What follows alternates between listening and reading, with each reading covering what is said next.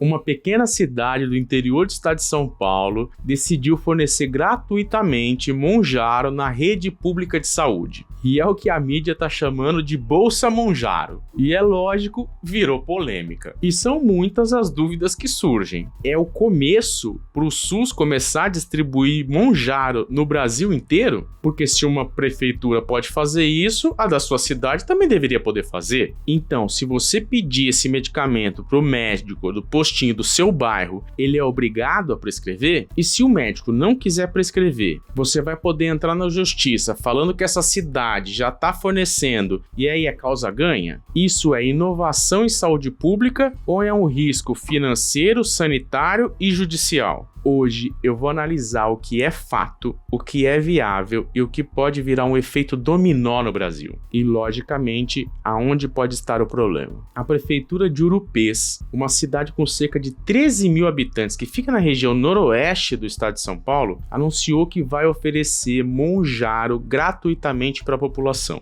Isso mesmo que você ouviu, mas não exatamente. Eu vou explicar tudo certinho aqui. Mas antes da gente falar sobre a questão da política pública, da brecha para judicialização e da questão do orçamento e tudo mais, a gente precisa falar de ciência. Tem um detalhe muito importante por trás disso. A prefeitura não vai distribuir o Monjaro, que é o produto comercializado pela Eli Lilly, e sim uma versão manipulada do princípio ativo chamado tirzepatida. E, logicamente, a fabricante criticou publicamente a atitude da cidade. Mas então, estamos falando do medicamento de alto custo, ainda não incorporado no SUS nacional, que estaria sendo distribuído por uma iniciativa local e ainda assim na sua forma manipulada. Monjaro é o nome comercial da tirzepatida criada pela Eli Lilly, uma gigante farmacêutica lá dos Estados Unidos. O que a prefeitura informou que vai distribuir não é esse Monjaro que todo mundo conhece da farmácia, que é um produto industrializado, registrado na Anvisa e com doses padronizadas de 2,5 até 15 miligramas. A prefeitura vai distribuir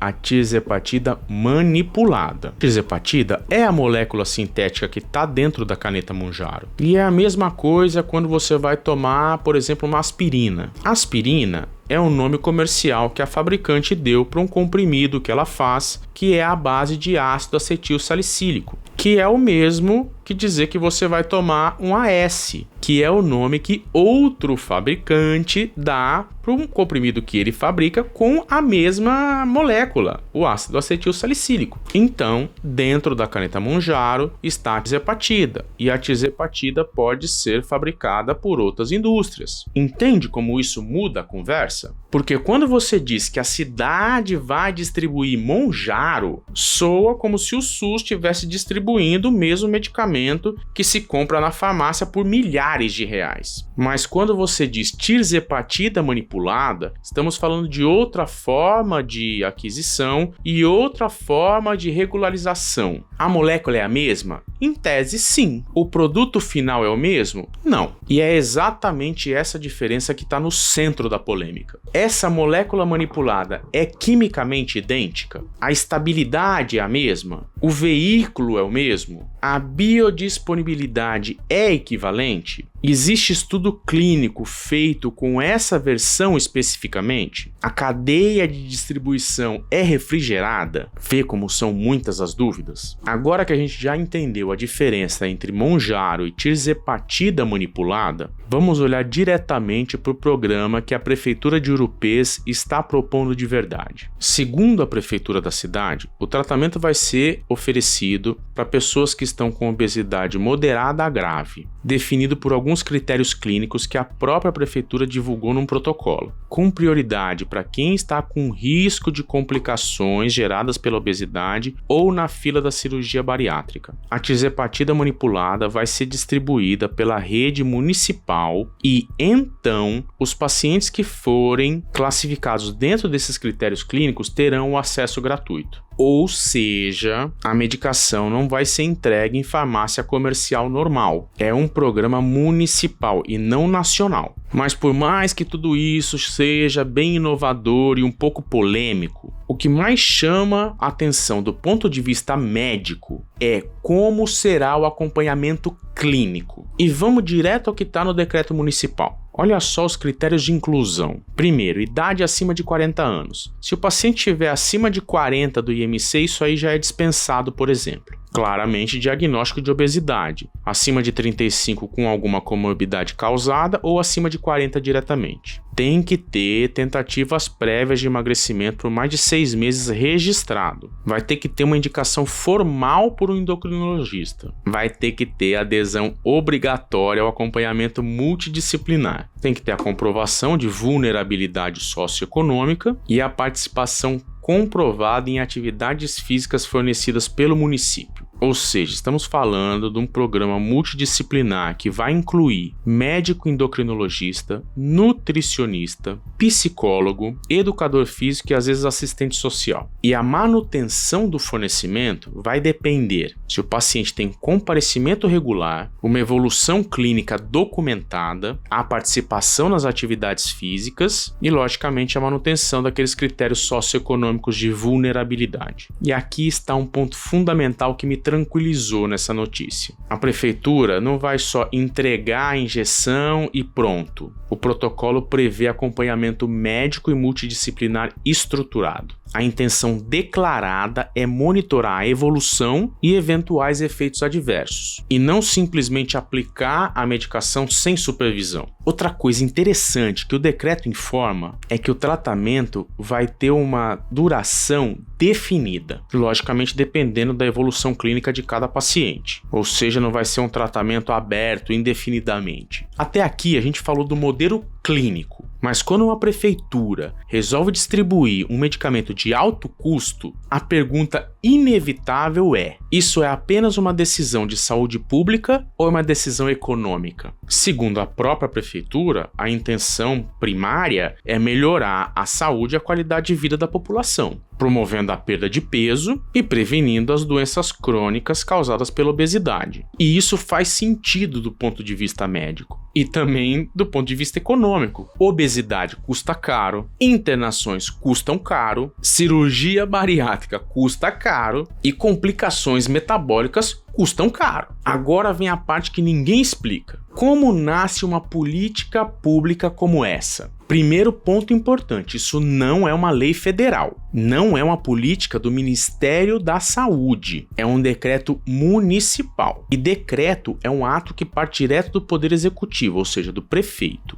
Mas aí teria que passar pela Câmara de Vereadores? Depende. Se o programa já tiver previsto para o orçamento daquele ano, não precisa. Mas se tiver um aumento de despesa não previsto pela lei orçamentária municipal, aí precisa da autorização do Legislativo. E aqui entra um tema central, a Lei da Responsabilidade Fiscal. Toda despesa pública permanente precisa ter previsão orçamentária, estimativa do impacto financeiro e uma fonte de custeio já definida. O município pode usar recursos próprios da saúde? Pode. Pode remanejar verbas? Pode. Pode receber verba estadual ou federal? Também pode. O que ele não pode é criar uma despesa contínua sem demonstrar de onde vai vir o dinheiro. E isso é fundamental, porque estamos falando de um tratamento possivelmente prolongado. Então, além da discussão clínica, existe uma discussão estrutural. Esse modelo seria viável financeiramente? Alguns pacientes selecionados. Ou é viável só em um curto espaço de tempo para alguns pacientes selecionados em uma cidade pequena? E essa é a resposta que vai definir se isso vira um caso isolado ou se pode ser um precedente para o resto do país. E agora chega o ponto mais importante para quem não mora em Urupês. Isso abriria precedente jurídico para as outras cidades fazerem o mesmo? A resposta é curta, não automaticamente, porque o SUS é descentralizado.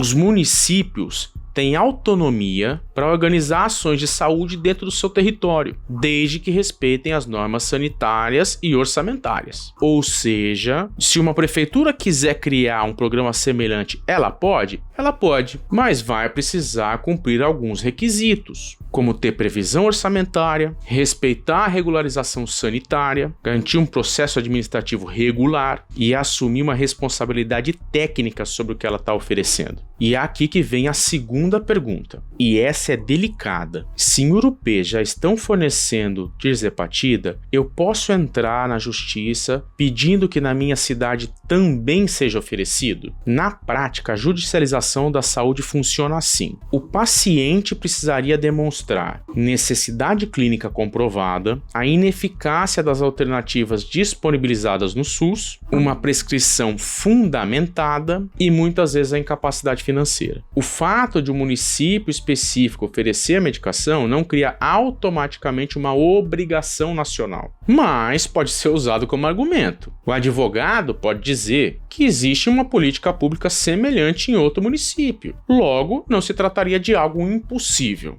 Mas isso aumentaria a chance de ganhar a causa? Vai depender do juiz, do laudo médico e da fundamentação. Não é garantia, mas vira um elemento argumentativo forte. Mas a pergunta que mais chega para mim como médico: se eu for no postinho do meu bairro e pedir tirzepatida, o médico é obrigado a prescrever? Não. O médico tem autonomia técnica. Ele não é obrigado a prescrever nenhuma medicação que não está prevista no protocolo local, ou que não esteja disponível na rede local, ou principalmente que ele julgue que não é indicado para o paciente, mesmo que exista em outro município. O que pode acontecer é o paciente buscar por via judicial. E aí o cenário muda, porque a obrigação não é do médico individualmente. A discussão passa a ser entre paciente e poder público. Então, resumindo, não vira regra nacional automaticamente. Pode influenciar outros gestores, pode ser usado como argumento jurídico e não obriga médico do SUS a prescrever. E é exatamente aqui que a situação começa a ficar mais complexa. Chegou a hora de colocar esse caso em um contexto mais amplo de política pública de saúde. Apesar da aprovação da Anvisa para perda de peso, a inclusão das canetas emagrecedoras no SUS nacional já foi negada repetidas vezes pela Conitec,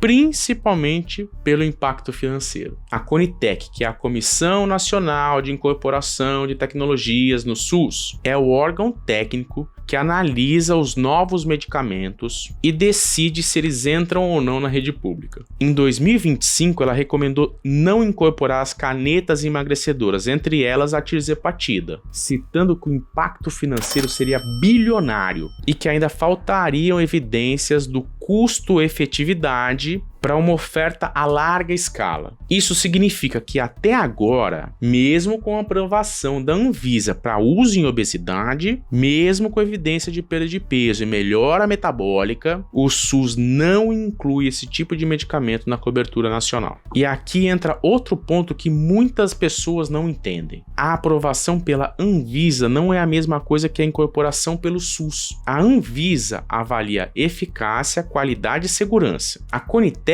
avalia tudo isso também, mas também o impacto financeiro. Inclusive, as sociedades médicas também já se manifestaram sobre essa situação. Sociedades médicas como a SBEM, a SBD, a ABESO, têm se posicionado sobre a oferta desse medicamento no SUS, destacando a necessidade do respeito técnico e financeiro. E essas são as três maiores entidades ligadas ao tratamento da obesidade: a SBEM, a Sociedade Brasileira de Endocrinologia e Metabologia; a SBD, a Sociedade Brasileira de Diabetes; a ABESO, Associação Brasileira para o Estudo da Obesidade e da Síndrome Metabólica. Já publicaram alertas destacando que a obesidade é uma doença crônica com grande impacto na saúde pública e que merece uma atenção redobrada e um tratamento adequado, e que a não incorporação de drogas como a liraglutida, a semaglutida e a tirzepatida no SUS aprofundam a desigualdade no acesso de pacientes que dependem do sistema público, e que o uso de medicamentos de origem duvidosa precisa ser evitado. Ou seja, as entidades reconhecem o valor desses medicamentos, mas também destacam que a discussão precisa passar por evidências sólidas, respaldo técnico e planejamento. Isso mostra que esse não é um debate simplista entre bom e ruim. Tem ciência envolvida, tem regulação técnica envolvida, tem impacto financeiro real, tem ética profissional e segurança do paciente envolvida. E tudo isso está sendo debatido. E é exatamente aí que o caso de Urupês entra no jogo nacional, nessa grande discussão de como tratar a obesidade no SUS. E claro,